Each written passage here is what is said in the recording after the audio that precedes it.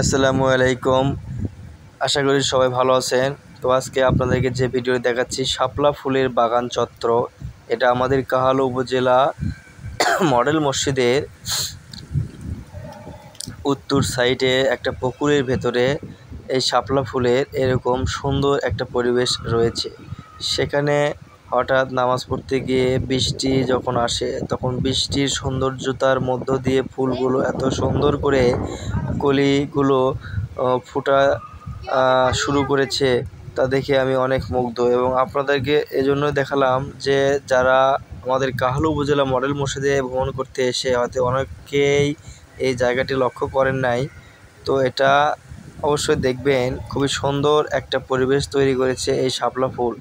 এটা আমাদের কাহালু মডেল মসজিদের পূর্ব সাইডের একটু উত্তর দিকে গেলে পিছন সাইডে দেখতে পাবেন এই শাপলা ফুলের ভিন্ন একটা চিত্র।